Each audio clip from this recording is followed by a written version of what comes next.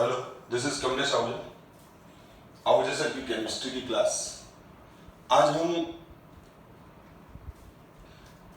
Coordination compound complex की isomerism को discuss करेंगे और यहाँ आइसोमेरिज्म को 2 पार्ट में डिवाइड किया हुआ है, stereo isomerism and structural isomerism. तो आज वाली क्लास में हम स्टीरियो आइसोमेरिज्म को डिस्कस कर रहे हैं और आइसोमेरिज्म इन कोऑर्डिनेशन कंपाउंड, तो इसकी दोनों तरह के आइसोमेरिज्म ये शो करता है, स्टीरियो आइसोमेरिज्म और structural isomerism. Stereo isomerism geometrical और ऑप्टिकल 2 टाइप की है और स्ट्रक्चरल आइसोमेरिज्म सॉल्वेटेड आइसोमेरिज्म है, लिंकेज आइसोमेरिज्म है, कोऑर्डिनेशन आइसोमेरिज्म है और आयनाइजेशन आइसोमेरिज्म है। तो ये क्या है, तो हम इसको एक एक करके डिस्कस करते हैं। तो सबसे पहले stereo isomerism. Stereo isomerism have same chemical formula and chemical bonds but have different special arrangement of ligand. जो लिगेंड का स्पेस में अरेंजमेंट होता है वो डिफरेंट होता है। वो कैसे है अभी मैं एग्जांपल से एक्सप्लेन कर रहा हूं। और structural isomer have different chemical bonds. तो बेसिक ये चीजें हैं, ये वाली चीजें अब हम फर्दर क्लास में डिटेल में डिस्कस करने वाले हैं। तो सबसे पहले यहाँ पर हम इसका स्टीरियो आइसोमेरिज्म का जो पार्ट फर्स्ट है, ज्योमेट्रिकल आइसोमेरिज्म, वो डिस्कस कर रहे हैं। तो ज्योमेट्रिकल आइसोमेरिज्म जो शो करता है वो हेट्रोलेप्टिक कॉम्प्लेक्सेस ही शो करते हैं। हेट्रोलेप्टिक कॉम्प्लेक्स का मतलब कोऑर्डिनेशन स्फीयर के अंदर लिगेंड एक से ज्यादा टाइप के होते हैं, ठीक है। और होमोलेप्टिक तो मैं प्रीवियस क्लासेस में डिस्कस कर चुका हूं।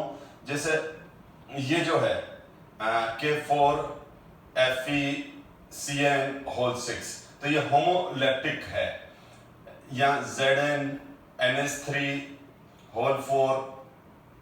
Cl3 TiH2O 6 ये सारे होमोलेप्टिक कॉम्प्लेक्स हैं क्योंकि इनके कोऑर्डिनेशन स्फीयर में एक सिंगल टाइप का ही लिगेंड है। और हेट्रोलेप्टिक कॉम्प्लेक्स का मतलब होता है, जैसे ये देखो, प्लेटिनम NH3 2 Cl2, ये हेट्रोलेप्टिक हो गया। COH2O 4 Cl2 Cl, ये हेट्रोलेप्टिक हो गया। तो इसी तरह से हेट्रोलेप्टिक का मतलब आप समझ गए, जिसके कोऑर्डिनेशन स्फीयर में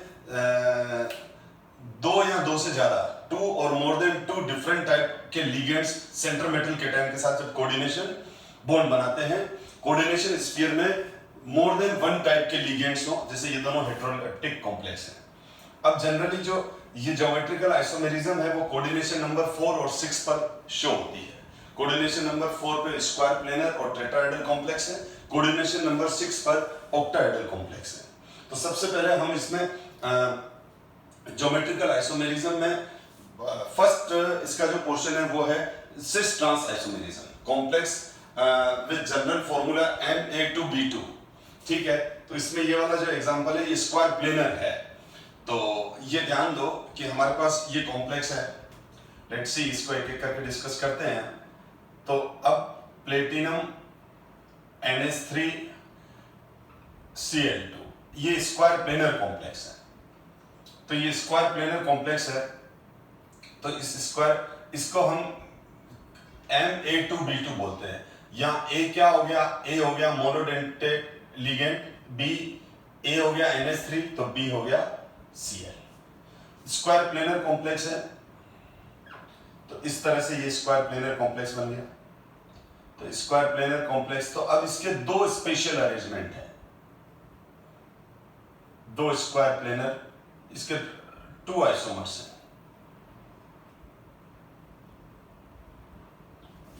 ड्रॉ कर रहा हूं मैंने दोनों आइसोमर्स, क्योंकि यहां पर ड्रॉ करके ही एक्सप्लेन किया जा सकता है। अब यहां पर हमारा ये सेंटर, दोनों का सेंटर प्लेटिनम है और प्लेटिनम पर 4 कोऑर्डिनेशन बॉन्ड होंगे। तो देखो दोनों का क्या है, केमिकल फॉर्मूला, दोनों के केमिकल फॉर्मूले सेम आएंगे। सेंटर में प्लेटिनम है, कोऑर्डिनेशन नंबर 4 है, कोऑर्डिनेट कोवेलेंट बॉन्ड 4 बन रहे हैं। अब इसमें 2 पॉसिबिलिटी है, कि एक NH3 ने यहाँ बॉन्ड बनाया और दूसरे ने यहाँ बनाया, और Cl ने यहाँ बॉन्ड बनाया, ये बॉन्ड बनाया। और दूसरी पॉसिबिलिटी ये है कि NH3 के सामने NH3 आया और Cl के सामने Cl आया। तो अब इसके जो ज्योमेट्रिकल आइसोमर्स हुए, इसके जो ज्योमेट्रिकल आइसोमर हुआ, एक तो ये वाला हुआ और एक ये वाला हुआ, एक ये वाला है और एक ये वाला है। तो जब ये जो सेम लिगेंड्स हैं वो ऑपोजिट डायरेक्शन में हो तो हम इसको बोलते हैं ट्रांस आइसोमर, और जब ये इस तरह से पास पास में हो, एडजेसेंट हो एक दूसरे के एक तरह से, ठीक है, तो हम इसको बोलेंगे सिस। तो अब इसका अगर IUPAC नेम लिखेंगे तो अगर अपन को बहुत बार आप IUPAC नेम में ये पढ़ते होंगे, प्रीफिक्स लगा हुआ होगा सिस। जैसे इसका IUPAC नेम हो गया डायमीन डाइक्लोरिडो प्लेटिनियम और ब्रैकेट में 1, ये तो इसका नेम हो गया, डायमीन डाइक्लोरिडो प्लेटिनियम 1 और प्लेटिनियम 2। पर ऐसा लिखा हुआ होता है बहुत जगह, सिस डायमीन डाइक्लोरिडो प्लेटिनियम 2। ट्रांस, इसका नाम क्या हो जाएगा, ट्रांस डायमीन डाइक्लोरिडो प्लेटिनियम 2। तो ये इसके दोनों आइसोमर हो गए।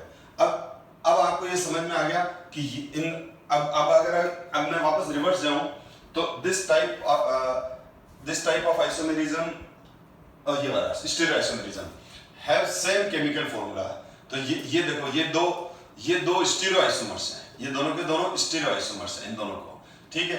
तो इन दोनों का क्या है, इन दोनों का सेम केमिकल फॉर्मूला। मैं इधर रीड कर रहा हूं और इधर, तो आप खाली मैं मेरी वॉइस को ध्यान से सुनो और ये स्क्रीन पे ध्यान से देखते रहो। तो ये दोनों स्टीरियो आइसोमर्स हैं, ये दोनों के दोनों स्टीरियो आइसोमर्स हैं। इन दोनों स्टीरियो आइसोमर्स के सेम केमिकल फॉर्मूला है, दोनों का ये सेम केमिकल फॉर्मूला है एंड सेम केमिकल बॉन्ड है। देखो 1 2 3 4। तो देखो खाली, तो मैंने क्या कहा, सिस और trans both are stereoisomers, cis and trans both are stereoisomers. तो दोनों स्टीरियो आइसोमर्स का केमिकल फॉर्मूला सेम है, ये रहा chemical formula, this is chemical formula. तो बोथ है सेम केमिकल फॉर्मूला। ये दो स्टीरियो आइसोमर्स हैं, दोनों के केमिकल फॉर्मूला सेम है, दोनों के बॉन्ड बिल्कुल सेम है। देख लो, पर क्या है, different special arrangement of ligand. Space में अरेंजमेंट का स्पेस में जो लिगेंड्स है उनका अरेंजमेंट डिफरेंट है, ठीक है, but different special arrangement of ligand, ठीक है। तो यहां पर दोनों NH3 एडजेसेंट है, दोनों Cl एडजेसेंट है, और यहां जो दोनों Cl ऑपोजिट डायरेक्शन में अरेंज है, दोनों NH3 ऑपोजिट डायरेक्शन में अरेंज है। तो अब आपको समझ में आ गया होगा स्टीरियो आइसोमर क्या होते हैं। दोनों के केमिकल फॉर्मूले सेम होते हैं, दोनों की बॉन्डिंग सेम होती है, बट लिगेंड्स का जो अरेंजमेंट होता है स्पेस में वो डिफरेंट होता है। सिस में दो सिमिलर लिगेंड एडजेसेंट पोजीशन पर होते हैं और ट्रांस में दो सिमिलर लिगेंड्स एक दूसरे के आमने सामने होते हैं, 180 के एंगल पर होते हैं।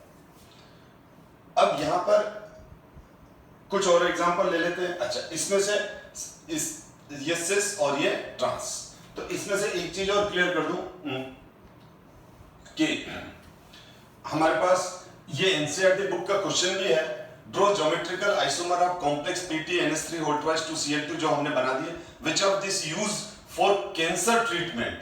तो सिस, ये वाला, ये जो सिस है ये वाला, आल्सो कॉल्ड सिस्प्लेटिन, इसको हम सिस्प्लेटिन भी बोलते हैं, ध्यान देना इसका, is used in anti cancer drug, यानी ये एंटी कैंसर ड्रग के अंदर यूज होने वाला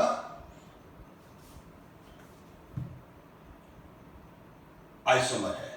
अब complex with general formula AB2BC। तो अब मैं अगर मैं क्या करूं, इसके अंदर BC कर दिया, मतलब ये कर रहा हूं मैं, इसी में चेंज कर रहा हूं, ये Br कर दिया मैंने, यानी यहां हो गया हमारा A, तो क्या हो गया NH3, कोमा B क्या हो गया Cl, C क्या हो गया यहां Br, A2 NH3 whole twice 2। I think समझ में आ गया। मैं इसकी बात कर रहा हूं, ये इसका ये कॉमन और ये एक एग्जांपल। अब क्या हो गया, एक Cl की जगह आप Br लगा दो,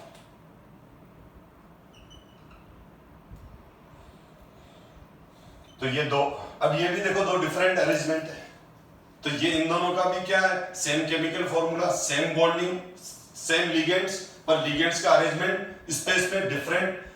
तो अब यहाँ पर भी ये सिस और ट्रांस में कन्वर्ट हो जाएगा बेटा। तो अब यहाँ पर पहले वाला तो पिछले वाला जो प्रीवियस एग्जांपल था उसमें ClCl के रिस्पेक्ट में भी ट्रांस था और NH3 के रिस्पेक्ट में भी ट्रांस था, तो सिस ट्रांस Cl और NH3 दोनों से डिफाइन कर रहे थे। यहाँ पर सिस और ट्रांस को डिफाइन हम NH3 से करेंगे क्योंकि ये तो डिफरेंट है, तो यहाँ पर दोनों NH3 सिस पोजीशन पर है, यहाँ ऑपोजिट पोजीशन पर है, तो इसका नाम हो जाएगा ट्रांस, इसका हो जाएगा सिस। ठीक है, इसका IUPAC नेम हो जाएगा डायअमीन ब्रोमिडो क्लोरिडो प्लेटिनियम सेकंड।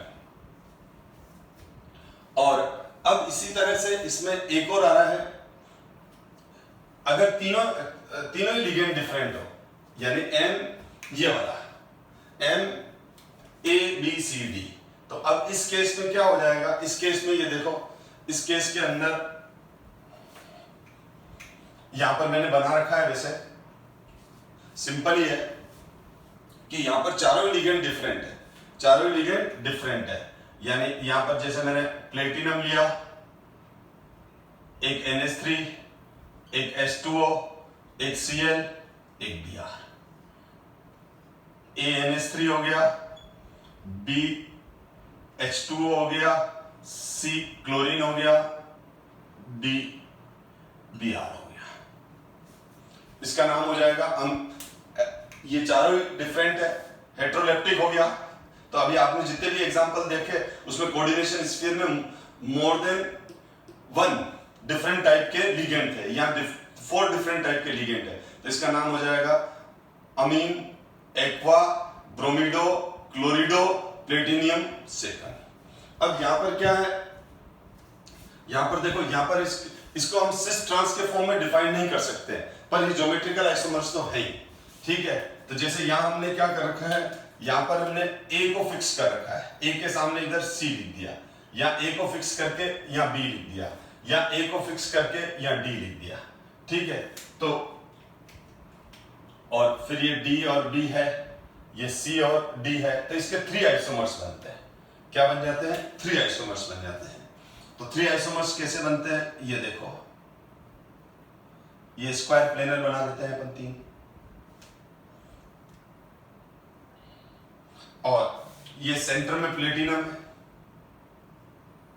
और प्लेटिनम के साथ 4 कोऑर्डिनेट कोवेलेंट बॉन्ड है।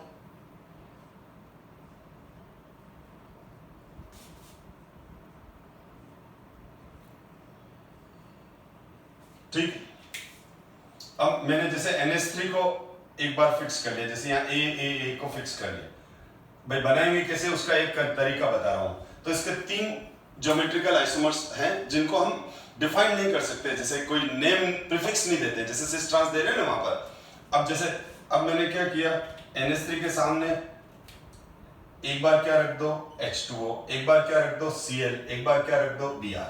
अब यहाँ NH3 और H2O हो गया तो Cl Br कर दिया, अब Cl इधर आ गया तो H2O इधर कर दिया, Br इधर कर दिया, कुछ भी कर दो।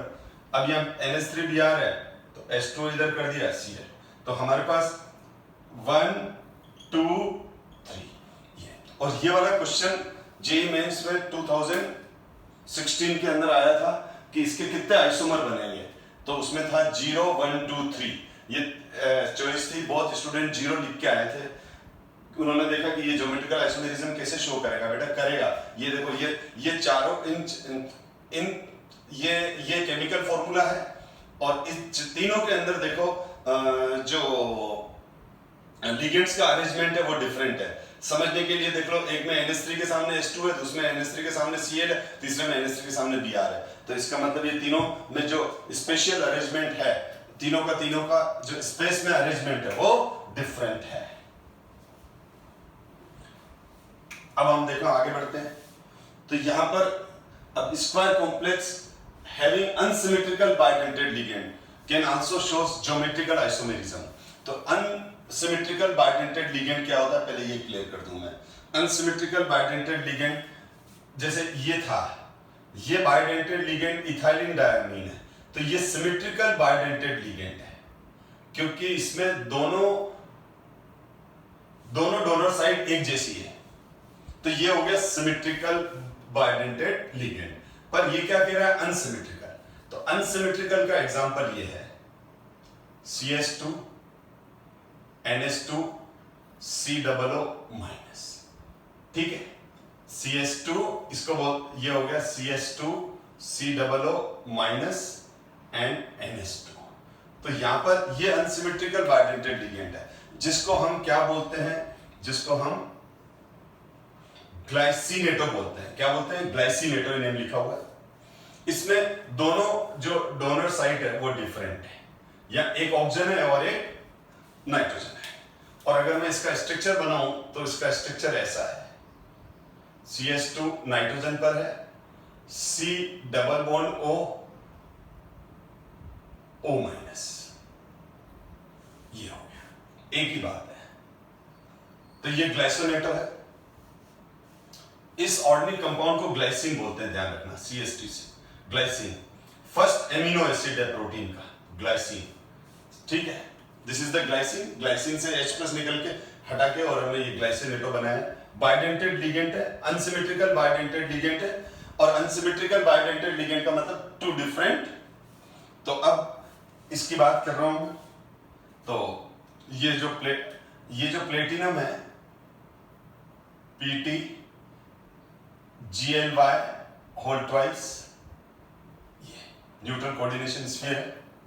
और इसका सिंबल GLY देते हैं, ग्लाइसिनेटो GLY। जैसे इथाइलिन डाइएमीन का EN देते हैं, ऑक्सलेट आयन का OX देते हैं, प्रोपेन ट्राइएमीन का PN देते हैं। तो यहां पर देखो, अब यह भी स्क्वायर प्लेनर कॉम्प्लेक्स है। अब ये स्क्वायर प्लेनर कॉम्प्लेक्स कैसे बनेगा, देखो।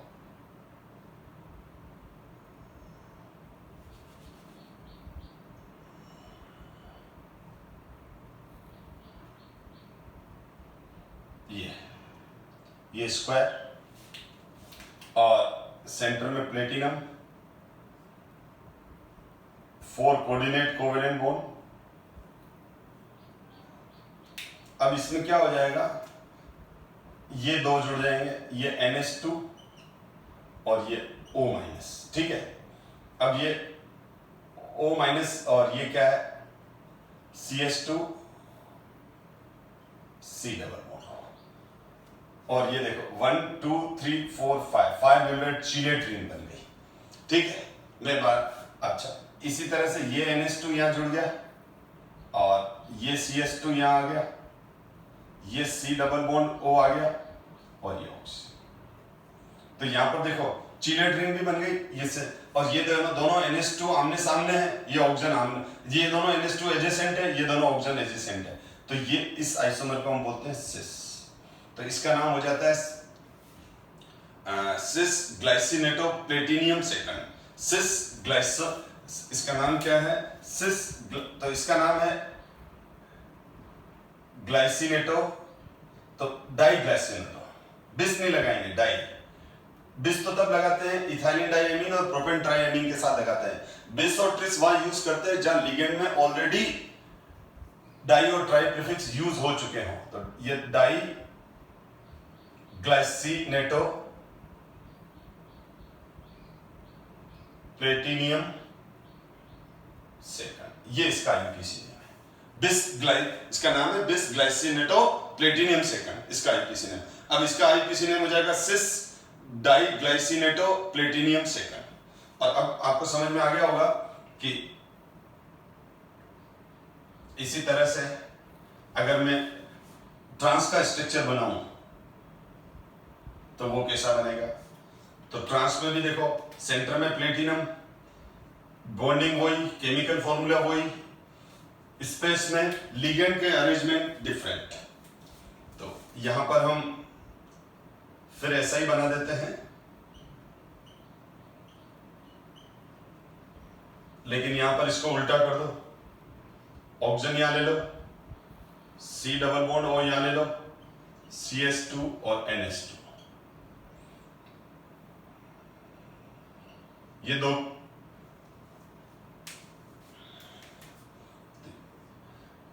इसमें वापस ये दोनों चीलेट रिंग्स, ये दो चीलेट रिंग, और ये आइसोमर हो गया ट्रांस। इसमें दोनों ऑक्सीजन आमने सामने NH2 180 पे, और ऑक्सीजन भी दोनों।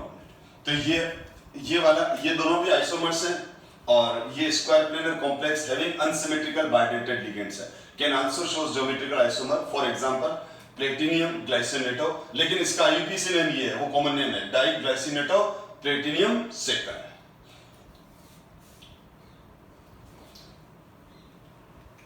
अब इसी तरह से ये तो स्क्वायर प्लेनर कॉम्प्लेक्स में मिल रहा है, तो ऑक्टाहेड्रल कॉम्प्लेक्स में भी मिलेंगे।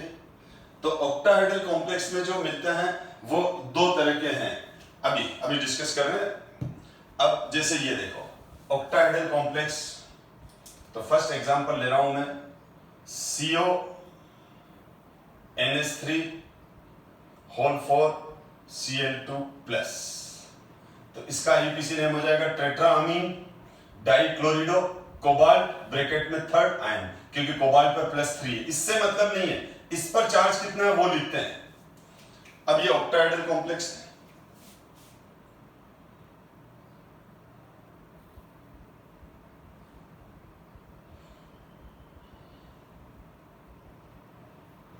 तो ये ऑक्टाहेड्रल बना लो पहले। सेंटर में कोबाल्ट, ये कोऑर्डिनेट कोवेलेंट बॉन्ड,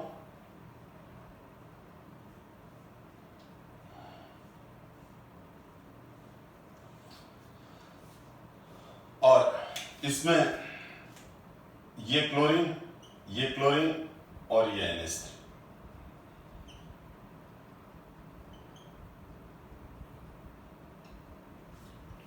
तो ये इसका ट्रांस आइसोमर हो गया, क्योंकि यहां पर क्लोरीन के रेस्पेक्ट में हम देखेंगे, दोनों क्लोरीन ऑपोजिट डायरेक्शन, एडजेसेंट नहीं है, 90 के एंगल पर नहीं है। एडजेसेंट मतलब 90 के एंगल पर होते हैं। और ये देखो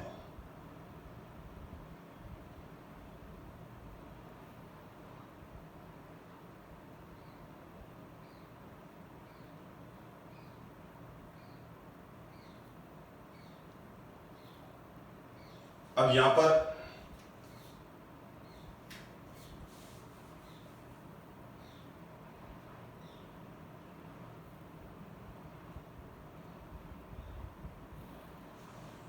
ये स्क्वायर प्लेनर, ये कोबाल्ट,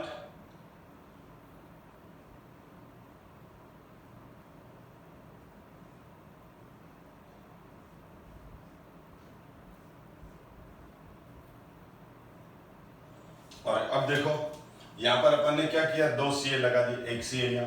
अब मैं ये Cl यहां लगाऊं, यहां लगाऊं, यहां लगाऊं, इन चारों पोजीशन में किसी पे भी लगा सकता हूं, एक ही बात है बेटा, ये तो सिमेट्रिकल स्ट्रक्चर है। Cl यहां लगा दिया तो भी वही बात है, यहां लगा दिया तो भी वही बात है, और बाकी NH3 लगाता हूं। तो यहां पर ये दोनों Cl 90 के एंगल पर है, एडजेसेंट है, पास में दोनों Cl, ठीक है, ये दोनों Cl ऑपोजिट है, 180 पर है। तो अब इस केस में क्या हो जाएगा,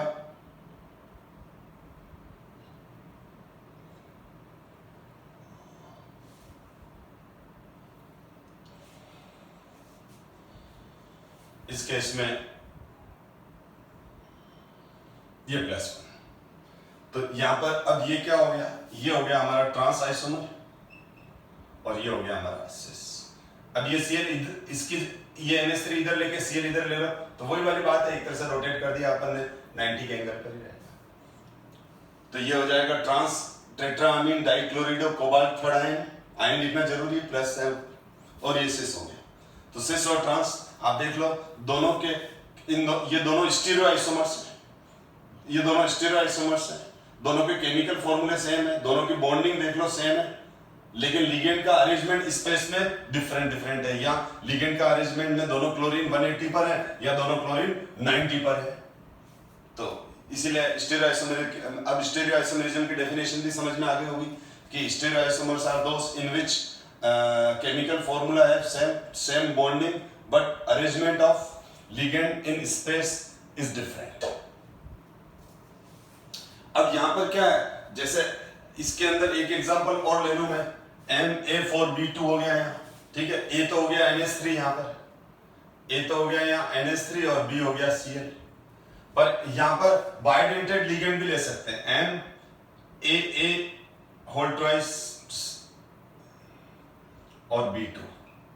समझना क्या है इसको, इसके लिए मैं सीधा एग्जांपल ले लेता हूं, जैसे cobalt En whole twice Cl2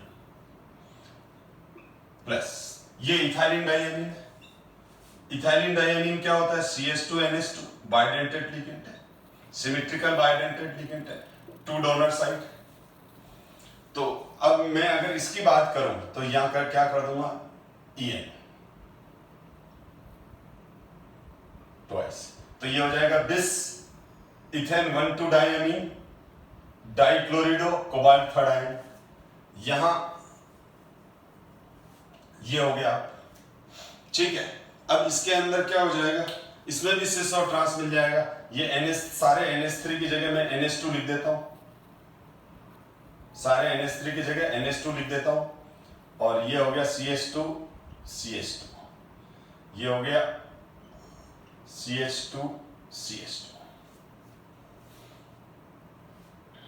तो इसमें देखो ये इथाइलिन डाइएमीन और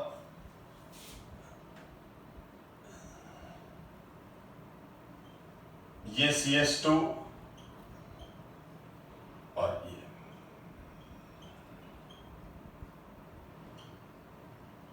ये दोनों चीलेट रिंग्स बन गए।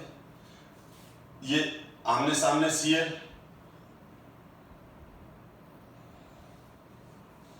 ट्रांस और ये सिस, ठीक है। तो इसमें इस तरह से लेंगे। हाँ, और एक बात और क्लियर कर दूं, इसको बुक के अंदर बहुत बार इस तरह से भी लिखा रहता है, तो आप कंफ्यूजन मत करना।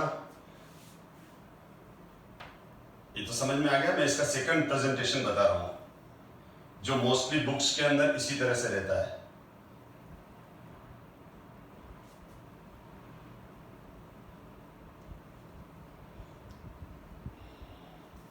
क्योंकि इसमें 3D जो डायग्राम बना रहा हूं, इसी से आपको कंसेप्ट समझ में आ रहा है। यहाँ जो चीजें हैं वो यही से समझ में आ रही है। अब देखो, इसका एक प्रेजेंटेशन और है।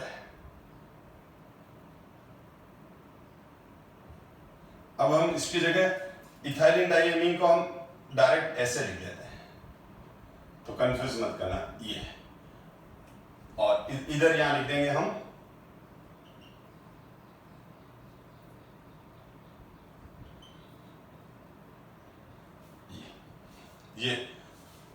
ये सिस और ये ट्रांस। अब नेक्स्ट में जो है, नेक्स्ट एग्जांपल में ये तो बाइडेंटेड हो गया। अब इसके अंदर आप फेशियल और आइसोमर्स, अब इसमें क्या होता है, 3 डिफरेंट होता है। यानी ये किस में मिलेगा, ये वाला case CO NH3 whole thrice Cl3, जिसको अपन ने क्या कहा है, NA3B3, A NH3 है और B Cl है। ध्यान देना इसमें।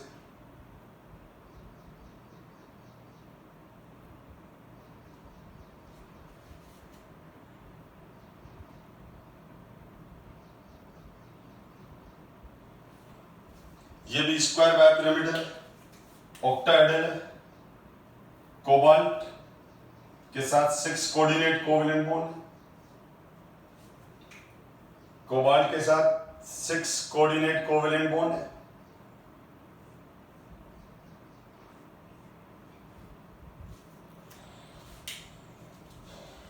यहां पर देखो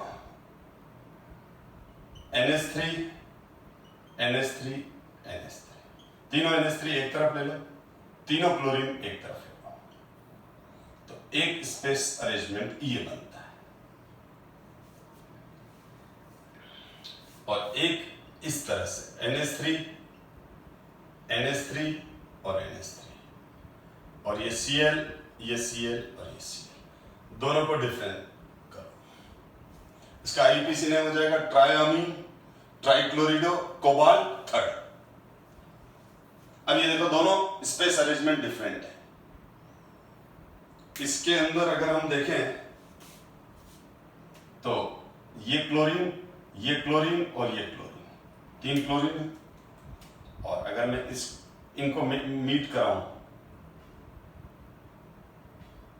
तो ये तीनों क्लोरीन एक ही फेस पर है, ठीक है। तीनों क्लोरीन क्या है, एक ही फेस पर है। और इधर ये वाला NH3, ये वाला NH3, ये वाला NH3 और ये वाला NH3, तीनों NH3 देखो एक ही फेस पर आ जाएंगे।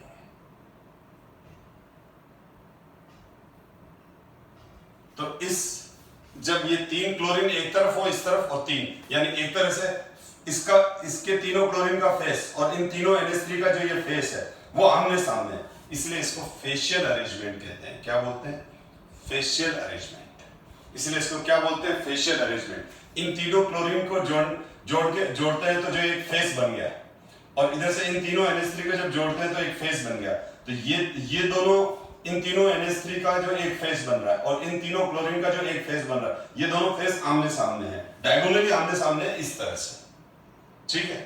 तो फेशियल, और इस आइसोमर को बोलते हैं शॉर्ट में FAC, face isomer. 3 donor, the same ligand occupy adjacent position at the corner of an octahedral face।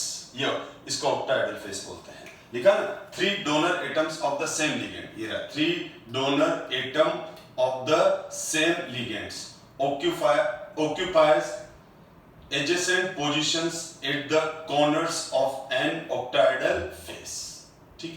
और अब यहां पर मेरी डायगोनल, इसको ये मेरी डायगोनल क्या है ये समझते हैं। मेरी डायगोनल, जिसको मर आइसोमर बोलते हैं, यहां पर MAR बोलते हैं, ध्यान रखना, जबकि यहां MER है, ध्यान दो बेटा। अब इसमें ये देखो, ये वाला और ये वाला, इन तीनों को देखो तो ये तीनों इस तरह से, ये तीनों इस तरह से, और इसी तरह से रिवर्स में ये वाला NH, ये वाला Cl, ये वाला Cl और ये वाला Cl, ये देखो।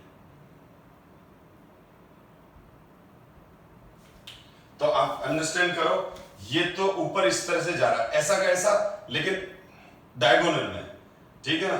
जैसे यहां पर तो ये यूं जा रहा है, तो इधर ये यूं आ गया। ये एक जो मेरे अभी फिंगर चल रहा है उसको देखो, ये तो एक हो गया, ये यूं, फिर ये नीचे आया, ठीक है। ये आ रहा है, ये यूं आया और फिर ये यूं जा रहा है, और ये ऊपर वाला यहां से यूं आ रहा है और फिर ये ऊपर जा रहा है।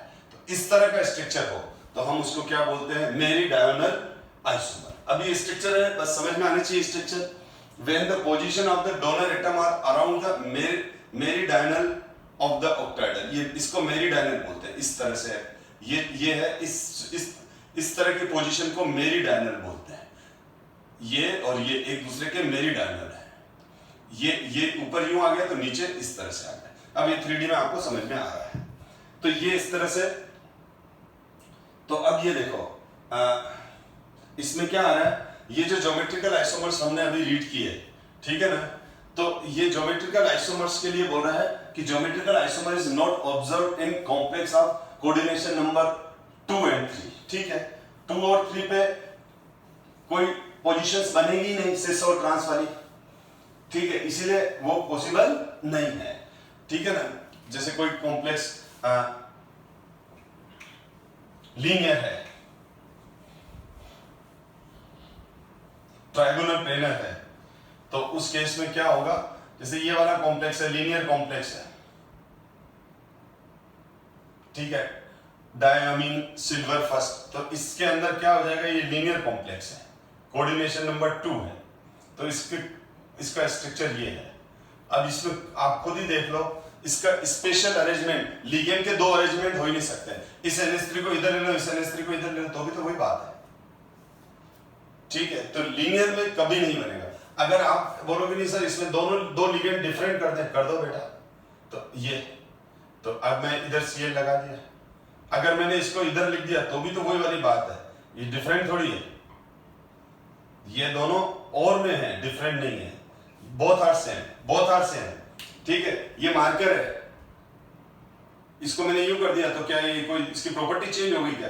ये ब्लैक मार्कर है, यूं करने से रेड मार्कर थोड़ी हो गया, वही हुआ बताओ, ठीक है। तो उसी तरह से ये दोनों सेम है बेटा। तो इनमें क्या है कि पोजीशन हमेशा सेम रहती है। तो 2 और 3 केस में सिमिलरली ट्रायगोनल के अंदर भी अगर ट्रायगोनल है और ये सेंटर है, ठीक है, और अगर यहाँ ABC है तो आप इसके अंदर किसी भी तरह का आइसोमर, स्टीरियो आइसोमर बनाना पॉसिबल नहीं है, ठीक है। और tetrahedral complex do not shows geometrical isomers. अब टेट्राहेड्रल भी टेट्राहेड्रल आइसोमर, टेट्राहेड्रल कॉम्प्लेक्स भी क्या नहीं शो करते हैं, टेट्राहेड्रल भी ज्योमेट्रिकल आइसोमेरिज्म शो नहीं करते हैं, क्योंकि टेट्राहेड्रल कॉम्प्लेक्स ये होता है, टेट्राहेड्रल अरेंजमेंट ये है, ये टेट्राहेड्रल अरेंजमेंट। अगर मैं 3D में टेट्राहेड्रल आपको बता दूं तो ये रहा, देख लो 3D में टेट्राहेड्रल, वो ये 3D में टेट्राहेड्रल देख लो, ठीक है। ये तो ये सारी पोजीशन एक दूसरे के, ठीक है। तो मतलब इसमें कोई सारी पोजीशन एक दूसरे के साथ आइडेंटिकल है, मतलब कोई सिस और ट्रांस वाली पोजीशन इसमें बन ही नहीं सकती है, ठीक है ना। अब जैसे ब्लैक जो मार्कर है वो ऑरेंज, रेड और ब्लू सबसे सेम सिचुएशन पर है। इसी तरह से रेड का देखो तो ये सब एक दूसरे के साथ मतलब डिफरेंट पोजीशन नहीं है। तो क्या लिखते हैं, tetrahedral complex do not shows geometrical isomer because the relative position of the unit and ligand attached to the center metal atom are the same with respect to each other। यानी उनकी position एक दूसरे के respect में same ही रहती है। मैं ये कह रहा हूं कि जैसे अभी आपने देखा ना, तो चारों वैलेंसी एक दूसरे के रेस्पेक्ट में सेम पोजीशन पर है। एक वैलेंसी को एक जगह से हटा के दूसरी जगह लगा दिया, यानी 2 वैलेंसी को रिप्लेस कर दिया तो भी स्ट्रक्चर वही है जो पहले था, चेंज नहीं होगा स्ट्रक्चर। इसीलिए टेट्राहेड्रल कॉम्प्लेक्स ध्यान रखना ज्योमेट्रिकल आइसोमेरिज्म शो नहीं करते। This is very important. ये तो बहुत कम पूछते हैं क्योंकि ये तो कॉमन कंसेप्ट है, बट ये वाला बहुत इंपॉर्टेंट है कि why tetrahedral complex does not shows geometrical isomers. तो आप क्या लिखोगे इसमें जो है द सेम विथ रेस्पेक्ट, जो 4 ही वैलेंसी है, 4 ही लिगेंड है, वो एक दूसरे के रेस्पेक्ट में सेम पोजीशन पर रहते हैं।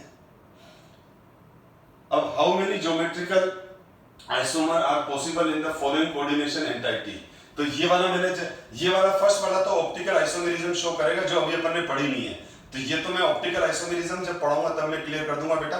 और ये वाला मैंने जस्ट अभी बताया फेशियल और मेरी डायगोनल जो अभी डिस्कस कर चुके हैं, ठीक है। बच्चे पूछते हैं क्वेश्चन कैसे आते हैं, तो ऐसे आते हैं। The complex of the general formula Ma3b, MaB3 और MaA4 of square planar geometry do not shows geometrical isomerism. यानी कहने का मतलब यह हुआ कि अगर मेरे पास ये कोई स्क्वायर प्लेनर कॉम्प्लेक्स है, ठीक है, और इस स्क्वायर प्लेनर कॉम्प्लेक्स में, ठीक है, ये कोऑर्डिनेट कोवेलेंट बॉन्ड है, ये कोऑर्डिनेट कोवेलेंट बॉन्ड है, और ये 3a और 1b रख दिया। तो अब मैं इस b को इधर ले जाऊं, चाहे इधर ले जाऊं, इधर ले जाऊं, सब रिलेटिव पोजीशन सेम हो जाएगी, जो जैसा कि टेट्राहेड्रल में आया था। इसी तरह से अगर मैं ये तीनों b होते और एक a, बात वही है, अलग से लिखने की जरूरत नहीं है। अब मैं इस a को इधर ले जाऊं, b को इधर लेके a को इधर ले आऊं, तो भी वही है, न तो कोई सिस ट्रांस नहीं बनेगा। और MA4 या BA4 बन ही नहीं सकता, चारों सेम है, ठीक है। या चारों AA कर दो तो भी नहीं होगा, ठीक है। The complex of general formula MA। तो इसी तरह से ऑक्टाहेड्रल के अंदर भी अगर सारे लिगेंड एक जैसे हैं, ठीक है, MAA6 तो भी ज्योमेट्रिकल आइसोमेरिज्म शो नहीं होगा, और कम से कम 2 लिगेंड डिफरेंट होने चाहिए। यानी ऑक्टाहेड्रल में क्या होगा, MA4B2 कम से कम इतना होना चाहिए।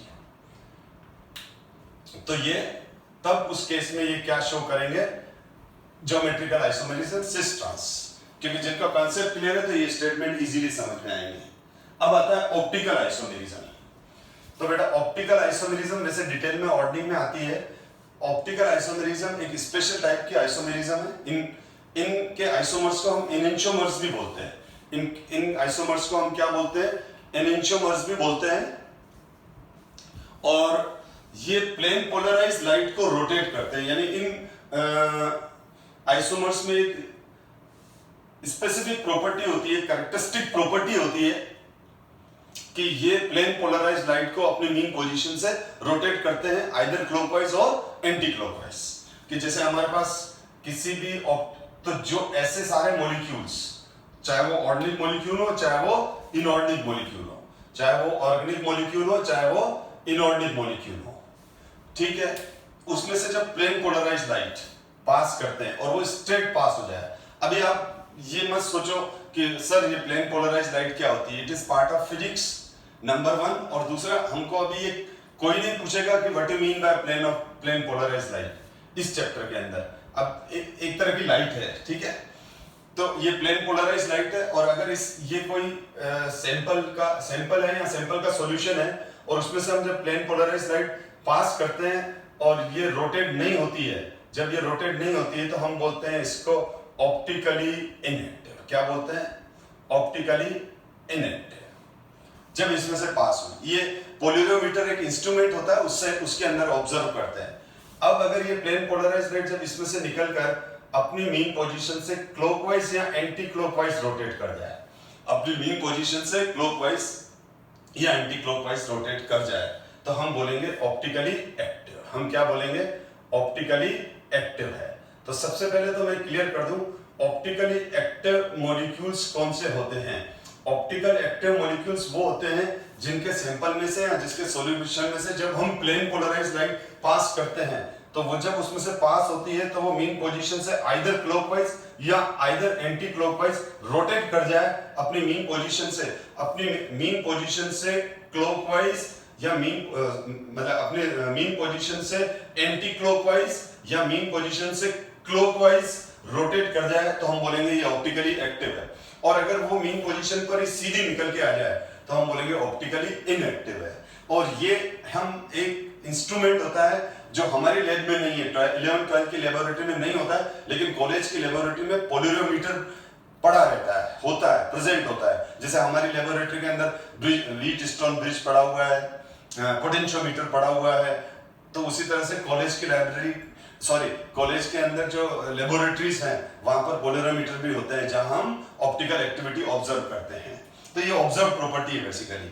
अब इसमें ये हो गया कि अगर वो क्लॉकवाइज रोटेट कर लेता है, अगर वो क्या होगी, नहीं ये तो हो गया एंटी क्लॉकवाइज। अगर वो एंटी क्लॉकवाइज, अब यहां तो एंटी क्लॉकवाइज रोटेशन होगा या फिर क्लॉकवाइज रोटेशन होगा। तो जब एंटी क्लॉकवाइज रोटेशन है और ये क्लॉकवाइज रोटेशन है, तो एंटी क्लॉकवाइज रोटेशन जब क्लॉकवाइज रोटेशन होते हैं तो हम उस आइसोमर को डेक्स्ट्रो रोटेटरी बोलते हैं। क्या बोलते हैं, डेक्स्ट्रो रोटेटरी। और इसको डी या फिर पास में छोटे ब्रैकेट में प्लस से रिप्रेजेंट करते हैं, तो डेक्स्ट्रो आइसोमर बोलते हैं, डेक्स्ट्रो रोटेटरी बोलते हैं उसको। और अगर वो एंटी क्लॉकवाइज घुमाता है तो हम उसको बोलते हैं LEAVO, लिवो रोटेटरी। और उसको हम L और माइनस से रिप्रेजेंट करते हैं। तो हम इसको, तो इसका मतलब जो अगर ऑप्टिकली इनएक्टिव है तो बात ही खत्म। अगर वो ऑप्टिकली एक्टिव है तो फिर वो दो तरह का होता है, डेक्स्ट्रो रोटेटरी जिसको स्मॉल डी या प्लस से रिप्रेजेंट करेंगे जब वो क्लॉकवाइज रोटेशन देगा। जब plane polarised light anti clockwise चली गई तो हम उसको बोलेंगे लिवो रोटेटरी, L और माइनस। तो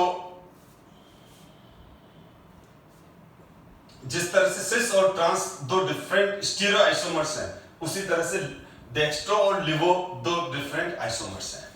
हमारे को ज्यादा डिटेल में नहीं जाना है और आप इसको कंफ्यूज भी मत करो। ये हम ऑर्डिनिंग में पूरा चैप्टर है, यहाँ तो एक छोटा सा पोर्शन है, तो जितना मिनिमम रिक्वायरमेंट है मैं उतना ही बताऊंगा अभी यहाँ पर, ठीक है ना। अब यहाँ पर क्या होता है, जैसे सिस और ट्रांस दो डिफरेंट स्टीरियो आइसोमर्स हैं, उसी तरह से डेक्स्ट्रो और लिवो भी दो डिफरेंट स्टीरियो आइसोमर्स हैं। इनमें से एक क्लॉकवाइज रोटेशन दे रहा है, दूसरा एंटी क्लॉकवाइज रोटेशन दे रहा है, जिसको हम डेक्स्ट्रो और लिवो कह रहे हैं। अब डेक्स्ट्रो और लिवो में क्या होता है, ये non super imposable mirror images होती है इनकी, non super imposable mirror images होती है। Non super imposable mirror images का मतलब ये होता है कि जैसे मेरा ये हैंड है, ठीक है, और इसकी अगर मिरर इमेज है तो ये है, या मैं यूं समझूं कि ये मेरे दोनों हाथ है, लेफ्ट हैंड और राइट हैंड, ये लेफ्ट हैंड है, ये लेफ्ट हैंड है, नहीं सॉरी, ये राइट हैंड है मेरा और ये लेफ्ट हैंड है, तो लेफ्ट हैंड और राइट हैंड दो मेरे हैंड है। अगर आप राइट हैंड को लेफ्ट हैंड को कंपेयर करो तो दोनों एक दूसरे के मिरर इमेजेस हैं। इसका अगर इसको मैं मिरर के सामने रखूंगा, मेरे सामने इधर मिरर पड़ा है, ठीक है, तो इसका मिरर इमेज कैसी आएगी, ऐसी आएगी। इसकी मिरर इमेज बताओ कैसी है, ये है। अच्छा, इसकी मिरर इमेज कैसी है, ये है। तो इसका मतलब इसका मिरर इमेज ये वाला है, इसका और इस लेफ्ट हैंड का मिरर इमेज कैसा है, राइट हैंड। तो लेफ्ट हैंड का मिरर इमेज राइट हैंड है और राइट हैंड का मिरर इमेज लेफ्ट हैंड है, ठीक है, दोनों एक दूसरे के मिरर इमेज है। तो मैं ये बोलूंगा ये दोनों एक दूसरे के मिरर इमेज कन्फिगरेशन है, ठीक है, लेकिन नॉन सुपर इम्पोजेबल है। नॉन सुपर इम्पोजेबल का मतलब क्या होगा, सुपर इम्पोज करने का मतलब जैसे ये दोनों आमने सामने, एक को थोड़ा आगे लिया और आगे ही कर दिया, तो ये सुपर इम्पोज हुए नहीं हुए, क्योंकि दोनों थंब नजर आ रहे हैं, फिंगर से फिंगर, चारों फिंगर मेरी एक दूसरे को सुपर इम्पोज कर गई, चारों फिंगर मेरी एक दूसरे को क्या कर गई, सुपर इम्पोज कर गई, लेकिन थंब सुपर इम्पोज नहीं कर पाए। देखो यूं, ये है, इसको लाया आगे लाया, या फिर इसको लाके इसको, ये सुपर इम्पोज का मतलब क्या होता है, जो आमने सामने पड़े एक को थोड़ा आगे लाओ और उसके ऊपर रख दो। अगर वो सुपर इम्पोज होगा तो पिछला वाला जो पीछे वाला है उसका कोई भी पोर्शन नहीं दिखेगा, लेकिन यहां पर पीछे वाले का थंब दिख रहा है, इसका मतलब सुपर इम्पोज नहीं हुआ। या वापस समझना, ये मैं सुपर इम्पोज कर रहा हूं, सुपर इम्पोज कर रहा हूं तो चारों फिंगर ने, आगे वाली चारों फिंगर ने पीछे वाली चारों फिंगर को सुपर इम्पोज कर दिया। आगे वाली चारों फिंगर्स ने क्या किया, आगे वाली चारों फिंगर्स ने पीछे वाली चारों फिंगर्स को सुपर इम्पोज कर दिया, लेकिन थंब ने नहीं किया, ठीक है। तो अल्टीमेटली अगर मैं पूरे मॉलिक्यूल की बात करूं तो पूरे मॉलिक्यूल ये क्या हो गया, नॉन सुपर इम्पोजेबल हो गए, ठीक है, क्योंकि थंब सुपर इम्पोज नहीं हो रहे, तो हम बोलेंगे ये non super imposable mirror images है। ये दोनों non super imposable mirror images है। तो हमेशा ध्यान रखना, डेक्स्ट्रो और लिवो एक दूसरे की नॉन सुपर, ये लिखा हुआ है, the optical isomers are pair of molecules which are, the optical isomers are pair of molecule which are non superimposable mirror images of each other। ये पेयर हो गया ना, ये मेरा पेयर है, एक हाथ दो हाथ, ये मेरे दोनों, ये क्या हो गया, पेयर हो गया। और ये दोनों पेयर को जब पास पास में लाता हूं तो एक दूसरे के मिरर इमेज है, लेकिन non super imposable mirror images है। तो उसी तरह से यहां पर ये दोनों आइसोमर जो होते हैं वो एक दूसरे के non super imposable mirror images होती है, ठीक है। और इसमें एक और कंसेप्ट आता है, ऑप्टिकल आइसोमर्स में हमेशा प्लेन ऑफ सिमेट्री एब्सेंट रहती है। ऑप्टिकल आइसोमर्स में प्लेन ऑफ सिमेट्री हमेशा एब्सेंट रहती है। प्लेन ऑफ सिमेट्री का मतलब होता है कि उसके इक्वल टू पार्ट नहीं हो सकते। अभी शॉर्ट में ये समझे, अगर आपको सिमेट्रिकल एलिमेंट डिटेल में पढ़ने हैं तो मेरे ही वीडियो सॉलिड स्टेट के अंदर, ठीक है, symmetrical element of symmetry topic से सॉलिड स्टेट में पूरा वीडियो बना रखा है मैंने, उसको देखो, ठीक है। तो और ऑप्टिकल आइसोमेरिज्म, स्टीरियोकेमिस्ट्री ऑर्डिनरी में डिटेल में है। ये खाली इतना सा याद रखो जो मैं बता रहा हूं। Non super imposable mirror images का मतलब समझ में आ गया, हैंड के एग्जांपल से समझा दिया। प्लेन ऑफ सिमेट्री का, सिमेट्री किसमें है और किसमें नहीं है इसको पता करने के लिए आप उसके देखो, अगर इक्वल टू पार्ट हो जाए, बिल्कुल बराबर दो हिस्से हो जाएं उसके, तो हम बोलेंगे उसमें प्लेन ऑफ सिमेट्री प्रेजेंट है। और अगर प्लेन ऑफ सिमेट्री प्रेजेंट है तो वो ऑप्टिकली इनएक्टिव है। अगर प्लेन ऑफ सिमेट्री प्रेजेंट हमको कैसे मालूम पड़ेगा, तो प्लेन ऑफ सिमेट्री, ठीक है, प्लेन ऑफ सिमेट्री अगर है तो ऑप्टिकल एक्टिविटी नहीं होगी। अगर प्लेन ऑफ सिमेट्री है, एक है तो दूसरा नहीं है, और अगर प्लेन ऑफ सिमेट्री नहीं है तो ऑप्टिकल एक्टिविटी होगी। यानी एक है तो दूसरा नहीं है, यानी पहला है तो दूसरा नहीं है, दूसरा है तो पहला नहीं है। यानी प्लेन ऑफ सिमेट्री है तो ऑप्टिकली एक्टिविटी नहीं शो करेगा, और अगर प्लेन ऑफ सिमेट्री मॉलिक्यूल में नहीं है, मॉलिक्यूल के दो बराबर पोर्शन, दो बराबर पार्ट में मॉलिक्यूल नहीं कन्वर्ट हो सकता है, तो वो हमेशा ऑप्टिकली एक्टिव होगा। तो जिनमें प्लेन ऑफ सिमेट्री एब्सेंट होती है वो ऑप्टिकल एक्टिविटी शो करते हैं, जिनमें प्लेन ऑफ सिमेट्री एब्सेंट होती है, जिनमें प्लेन ऑफ सिमेट्री नहीं होती है, वो ऑप्टिकल एक्टिविटी शो करते हैं। ये कुछ पॉइंट याद रखो ताकि मैं आगे पढ़ाऊं तो आपको समझ में आ जाए बात। अब जैसे हम ये डिस्कस कर रहे हैं COEN होल थ्राइस +3, ये इथाइलिन ट्राइएमीन है, सॉरी इथाइलिन डाइएमीन है, तो tris ethane 1,2 diamine cobalt third ion. तो अब इसके क्या हो जाएंगे, इसके दो आइसोमर्स हो जाएंगे, दो अरेंजमेंट है। वही जैसे देखो आपको सिस ट्रांस का समझ में आया जब मैंने एग्जांपल दिया, लेकिन एग्जांपल से पहले जो चीजें आपको माइंड में दी मैंने, एक बार मैंने जो कही उसको माइंड में खाली सेट रखो। ये मत सोचो कि बुक सर क्या बोल गए समझ में नहीं आया, वो समझ में अब आ जाएगा। ये देखो यहां पर वापस वही हो गया, कोबाल्ट सेंटर, कोबाल्ट पर +3 ऑक्सीडेशन स्टेट है, कोबाल्ट की प्राइमरी वैलेंसी 3 है, और secondary valency number of coordinate bond 6 है। सेकेंडरी वैलेंसी 3 लिख देते हैं बच्चे, रॉन्ग है बेटा, सेकेंडरी वैलेंसी 6 है। सेकेंडरी वैलेंसी होती है number of coordinate covalent bonds, ठीक है। तो यहां पर देखो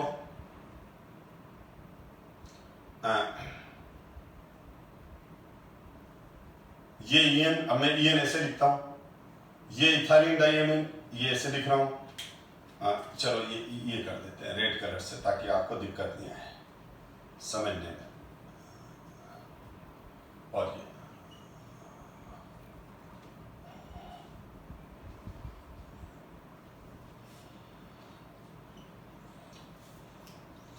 और ये एक अरेंजमेंट हो गया। इसी तरह से मैं दूसरा अरेंजमेंट बना रहा हूं। अब इसी का ही मिरर इमेज बना दूं मैं। जब इसका मिरर इमेज बनाऊंगा तो ईएन ये इधर आ जाएगा, ये वाला ईएन दूर नजर आएगा, ये वाला ईएन इधर नजर आने लग जाएगा, और ये वाला इधर। तो ये बेसिकली दो डिफरेंट कन्फिगरेशन है। जैसे वहां होता था ना सिस ट्रांस, ये सिस ट्रांस नहीं है, मैं एग्जांपल दे रहा हूं। जैसे सिस और ट्रांस दो डिफरेंट अरेंजमेंट है, तो इसी तरह से ये भी तो दो डिफरेंट अरेंजमेंट है।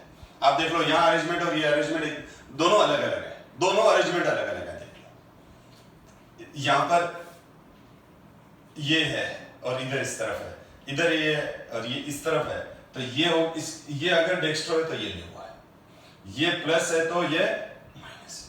अब आप बोलोगे सर हमको कैसे मालूम पड़ेगा कि डेक्स्ट्रो कौन सा है लिवो कौन सा है?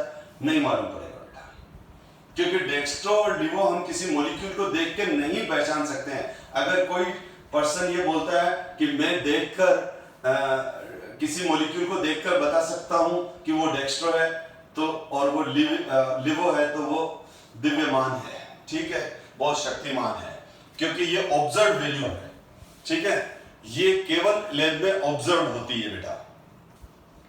तो इसीलिए हम जो पहले बनाते हैं उसके नीचे ये एक परंपरा है, ट्रेडिशन है कि जो हम पहले बनाते हैं उसको डेक्स्ट्रो लिख देते हैं और जो बाद में बनाते हैं उसको लिवो लिख देते हैं। लेकिन ये बिना ऑब्जर्वेशन के मालूम नहीं पड़ेगा, ठीक है ना, किसी वायर में कितना पोटेंशियल पास हो रहा है जब तक हम ऑब्जर्व नहीं करेंगे वोल्ट मीटर लगा के या पोटेंशियल मीटर लगा के हमको मालूम नहीं पड़ेगा। इस रूम का टेम्परेचर कितना है, ठीक है, तो मेरे को थर्मामीटर यूज करना ही पड़ेगा एग्जैक्ट निकालना है तो, ठीक है। तो वही वाली बात है कि अगर हमको डेक्स्ट्रा और लिवो पता करना है तो हमको उसके सैंपल को पोलरोमीटर में डालकर ऑब्जर्व करना ही पड़ेगा। तो ये डेक्स्ट्रा हो गया, लिवो हो गया। अब आप देख लो ये दोनों एक दूसरे की non super imposable mirror image है। मैंने क्या कहा, वही हाथ वाला एग्जांपल है, ये मेरा पीछे वाला हाथ है, ये आगे वाला हाथ है, ये सॉरी ये था लेफ्ट हैंड और ये था राइट हैंड। तो मेरा राइट हैंड मैंने उठाया, यानी ये जो है ये वाला उठा के और ऊपर लाऊंगा मैं। तो जब मैं इसको ऊपर रखूंगा तो ये ईएन इधर दिखे, तो हमको कोबाल्ट तो नहीं दिखेगा। इस मॉलिक्यूल को जस्ट इसके ऊपर रख दूंगा तो कोबाल्ट से कोबाल्ट तो सुपर इंपोज कर जाएगा। ये 6 कोऑर्डिनेट कोवेलेंट बॉन्ड एक दूसरे को सुपर इंपोज कर जाएंगे, पर ये तीनों ईएन, ये वाला ईएन यहां नजर आएगा, ठीक है, ये वाला ईएन यहां नजर आएगा, इसी तरह से ये वाला ईएन यहां नजर आना है। इसको आप यहां रख दो, इसको उठा दिया, यहां रख दिया, तो ये ईएन कहां नजर आएगा, ये वाला ईएन मुझे यहां, ये वाला ईएन यहां नजर आएगा, ये वाला ईएन और ये वाला ईएन क्योंकि उठाया ना अपन, तो ये वाला ईएन यहां नजर आएगा। तो ईएन से ईएन सुपर इंपोज नहीं करेगा, जैसे वहां थंब से थंब सुपर इंपोज नहीं कर रहा था, तो यहाँ ये ईएन ये जो लिगेंड है ये सुपर इंपोज नहीं करता है। तो एक्चुअल में क्या होता है, इनमें सीएमसी सेंट्रल मेटल कैटायन और कोऑर्डिनेट कोवेलेंट बॉन्ड जो है वो तो सुपर इंपोज करेंगे, लेकिन लिगेंड एक दूसरे को सुपर इंपोज नहीं करते हैं, ये ध्यान रखना।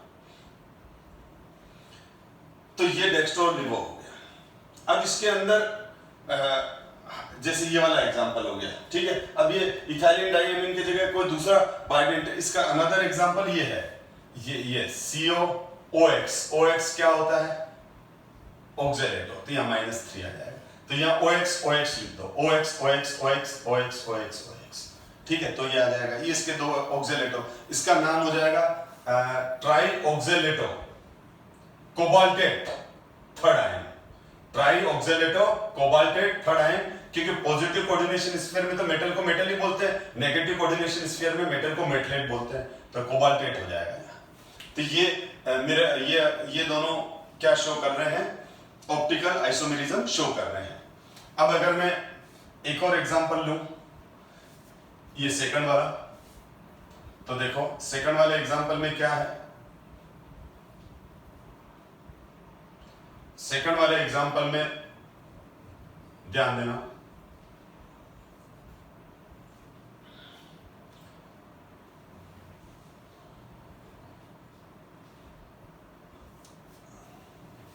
यानी मैं अब इस और इस एग्जांपल की बात करूंगा। पहले ये देखो, कोबाल्ट, इथाइलिन और Cl2 दो, ये वाला कॉम्प्लेक्स है, तो 2 ईएन है, 1 Cl है। अब इसके सिस और ट्रांस दो आइसोमर मिलते हैं, सिस और ट्रांस मिलेंगे ना, अभी डिस्कस किया था। तो पहले मैं अगर ट्रांस आइसोमर की बात करूं, ये देखो ट्रांस,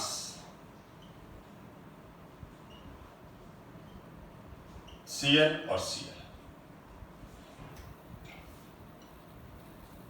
और ये ट्रांस, दोनों सेम है ना बेटा, ट्रांस ही बता रहा हूं,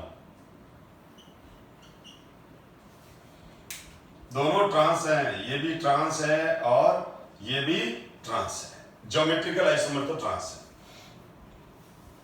क्या ये ऑप्टिकली एक्टिव होगा कि इनएक्टिव होगा, ये ऑप्टिकली इनएक्टिव होगा बेटा, क्यों, इसका ट्रांस आइसोमर है, इसका क्या नाम है, इसका नाम है bis ethane one two diamine dichlorido cobalt, bracket में थर्ड, आगे आयन लिखेंगे, ये आयन लिखा हुआ है। तो bis ethane one two diamine dichlorido cobalt third ion का जो ट्रांसफॉर्म है वो ऑप्टिकली इनएक्टिव है, ये ऑप्टिकली इनएक्टिव होगा। क्या है ये, ऑप्टिकली इनएक्टिव है। रीजन ये है कि मैंने इसका इसका मिरर इमेज बना लिया, अब मैं इसको सुपर इंपोज करूं तो हो रहा है ना, देखो जैसे मैं इसको ऊपर उठा के आऊंगा तो इस क्लोरीन के पीछे ये वाला क्लोरीन, ये दोनों क्लोरीन आगे आ गए, यानी क्लोरीन, इन दोनों क्लोरीन को सुपर इंपोज करेंगे, ये दोनों ईएन, इन दोनों ईएन को सुपर इंपोज करेंगे, कोबाल्ट कोबाल्ट को सुपर इंपोज करेगा, यानी सारा का सारा सुपर इंपोज हो गया। तो ट्रांस की जो मिरर इमेज है, ट्रांस की जो मिरर इमेज है, ट्रांस की जो मिरर इमेज है वो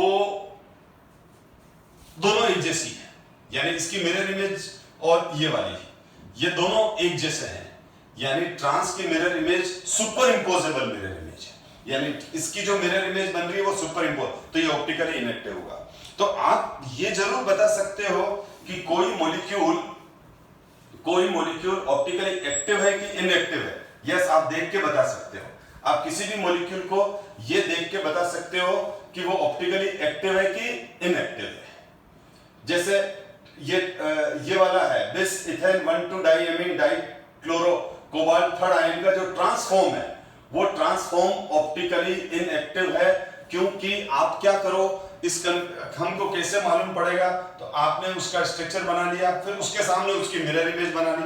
मैंने क्या किया, पहले ट्रांस बनाया, उसी ट्रांस का उसके सामने उसका मिरर इमेज बना दिया, फिर दोनों को मैंने कंपेयर किया, तो मैंने देखा कि ये दोनों एक दूसरे को सुपर इंपोज कर रही है, यानी ये सुपर इंपोजेबल मिरर इमेजेस है, मतलब ऑप्टिकली इनएक्टिव है। तो इसका मतलब ये ऑप्टिकली इनएक्टिव रहेगा ट्रांस। लेकिन अगर मैं इसका दूसरा फॉर्म लूं, सिस, अगर मैं ये एग्जाम में बोर्ड में बहुत बार पूछा हुआ है सिस फॉर्म, ठीक है, तो सिस फॉर्म ऑप्टिकली एक्टिव हो जाता है, सिस फॉर्म ऑप्टिकली एक्टिव हो जाता है। मैं सिस फॉर्म को, ये देखो मैं सिस फॉर्म बना रहा हूं, तो मैं क्या करूं, सिस फॉर्म बनाने के लिए ये ईएन इधर ले लिया, सिस का मतलब दोनों क्लोरीन 90 के एंगल पर, तो अब मैं इसका मिरर इमेज बना रहा हूं, तो इसका मिरर इमेज में ईएन इधर आ जाएगा, और इसके मिरर इमेज में अब मैं इसका मिरर इमेज बना रहा हूं, तो ईएन, इसके मिरर इमेज में ये ईएन इधर दिखेगा और ये ईएन इधर दिखेगा, ये सीएल यहां होगा और ये सीएल यहां होगा, ये इसका मिरर इमेज है। इसका मिरर इमेज बनाऊंगा तो ये है। अब मैंने पहले सिस का कन्फिगरेशन बनाया, सिस का 3D स्ट्रक्चर बनाया, उस सिस के 3D स्ट्रक्चर के सामने उसका मिरर इमेज का 3D स्ट्रक्चर बनाया। अब मैंने इसको उठाया, इसको उठा के ये लाया, तो एक मिनट, मिरर इमेज मिस्टेक हो गई, ये मिरर इमेज मैंने गलत बना दी बेटा, ये मिरर इमेज यूं आएगी, आप सही बोल रहे थे, हाँ, ये अब इस केस में मिरर इमेज में क्या हो जाएगा, सीएल यहां आएगा ना, मिरर इमेज बना रहा हूं मैं, एक्सप्लेन सही कर रहा था डायग्राम का। तो इस मैंने क्या किया, वापस सुनो, bis ethane one two diamine dichlorido cobalt third ion, यानी इसका पहले मैंने 3D स्ट्रक्चर बना लिया। अब इसी 3D स्ट्रक्चर के जस्ट सामने इसका मिरर इमेज बनाया। जब मैं इसका मिरर इमेज बनाऊंगा तो क्लोरीन यहां आएगा ना, और ये सीएल यहां आएगा। अब ये वाला जो ईएन है वो इधर चला जाएगा,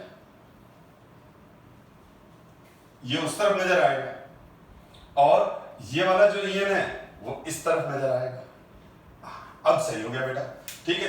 तो अब मैंने क्या किया, पहले मैंने इसका ये 3D इमेज बनाया, अब इस 3D इमेज का इसके जस्ट सामने मिरर इमेज बनाया। अब मैं इन दोनों को कंपेयर करूंगा,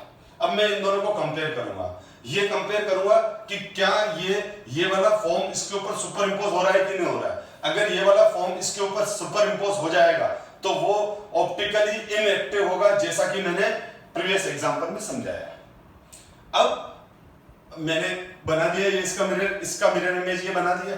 अब मैंने इसको ऊपर उठा के यूं लाया, तो क्या हो जाएगा, ये ईएन यहां पर नजर आएगा, यानी ये वाला ईएन एक दूसरे को सुपर इंपोज नहीं करेगा। जब मैं यूं लाऊंगा तो ये वाला ईएन इधर आ जाएगा, ठीक है, और ये वाला इधर दिखेगा। आप समझ गए, इसको ऊपर उठा के रखो, तो क्या सुपर इंपोज हो रहा है, नहीं हो रहा है। आप खुद थोड़ा ध्यान दो।